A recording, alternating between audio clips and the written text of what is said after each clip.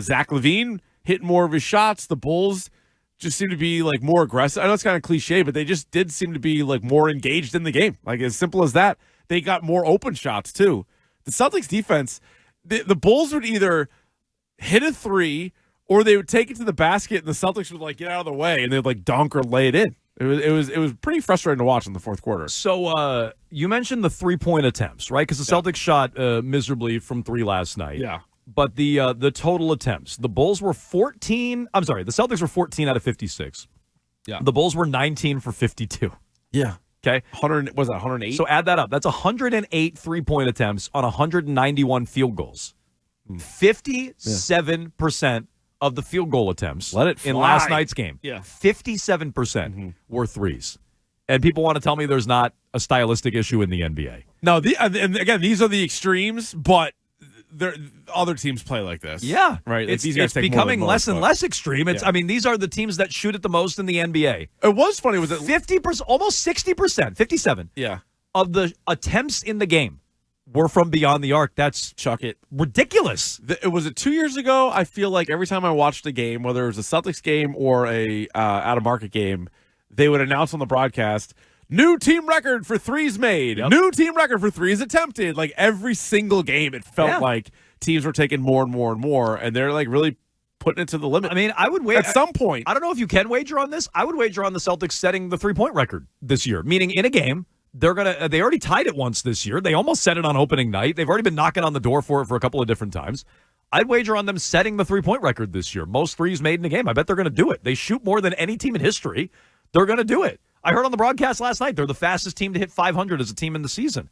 So I'd wager on that. You're going to have broken records left and right. You already do see it night in and night out in the NBA. I think I've talked about this on different shows before, but were you familiar with the Division III school? I think it's called Redlands. Oh, well, I know. They're way ahead of the curve. All they do is shoot threes? Only threes. They'd like grab offensive rebounds under the hoop and like pass it back out. They won't shoot twos. I know. They've been doing it for years. Is it in Iowa? Maybe. It's like in the middle of the country somewhere. Maybe Texas, maybe Iowa, somewhere in there. But they would only shoot threes. They were doing this for years and years and years.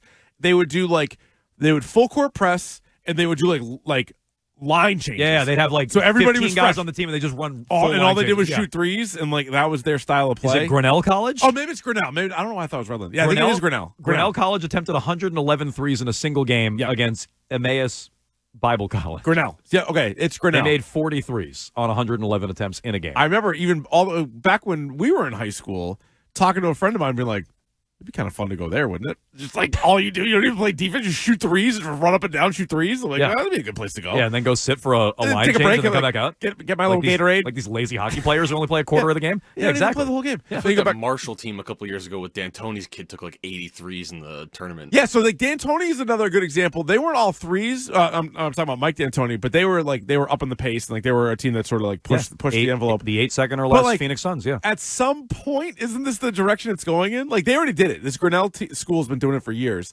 But like Joe Mazzulla must look at that and be like, yeah, they're not far off. Like that might be a good way to play. Right, Mazzulla. I think he's kind of liking it. He's like up late when he's not watching the town.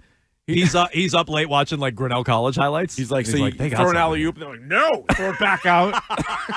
like, do not. That's want one of their design plays. If it's not a three, they run an alley oop and a it. kick out, and they're like, yeah, we got you. We sucked in the defense for the alley oop. Wide open three. 100%. I was reading our guy B Rob last night at Mass Live. Brian Robb says that Boston misfired on 13 of their first 16 3-point attempts in the first quarter. They shot just 25% from downtown in the first half, tying a new season low with 6 makes over the first 24 minutes. That's a season low. 6 threes in the first half, a season low, which should tell you something.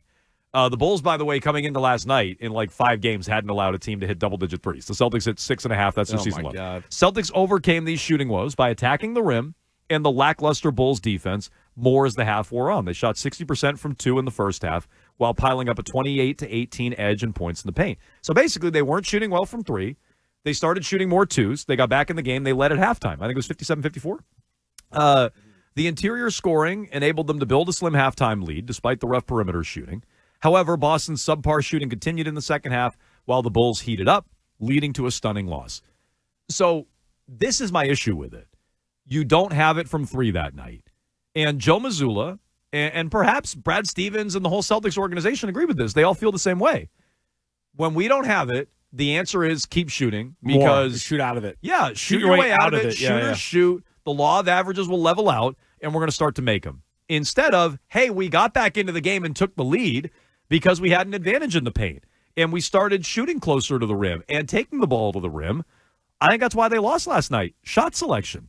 And the Bulls are another team that, in some ways, they're not as talented, but stylistically on offense, they play a similar style of basketball. Everything is from beyond the arc. Yeah, it's what they're going to do, and especially a team that they're way more talented than in the Bulls. It's like you don't even need to beat them that way. Like, you could beat them in other ways, but they're just so dug in. I guess you can credit them for being consistent because there was even a time in the fourth quarter where they were down 6, and then when Brown hit the corner 3, they were playing poorly. They were shooting a low percentage, but it pulled them to within 3. And Yeah, I was right like, back in the game before all the technicals hit. Yeah, I was like, they're going to win. Yeah. Oh, I thought I'm like, the same thing. they're going to win. I 100% thought the You're same like, thing. oh, Yeah. an ugly win, but like yeah. you won the game. But no, like the Bulls like had another punch, and then Mazzulla lost his mind, and there were technicals everywhere and giving them free points and things like that. But yeah, this goes back to the old in a 7-game series though. How many teams in the NBA are equipped to outshoot the Celtics in 4 of those games? Not the Bulls. Could the Definitely Bulls, not the could the Bulls. Bulls do it for a game? Well, that's the beauty of it. Like Right. if this was a college basketball team, like sure, anything can happen. A one-off like this, like Celtics in all good teams, when you look back at their schedule, they always have weird losses to really bad teams, just the nature of the sport. But 4 times in a 7-game series still seems unlikely. Look, I think last night timed out well. It's exactly what we were talking about for 2 straight days going into the game. Shot selection and how ridiculous the league is. And you get 108 3-point attempts on, what was it again? I did the math. It's always dangerous when I do math. 108 3-point attempts on 191 field goals. 57% of the shot attempts last night were threes. Last night was exactly what we were talking about.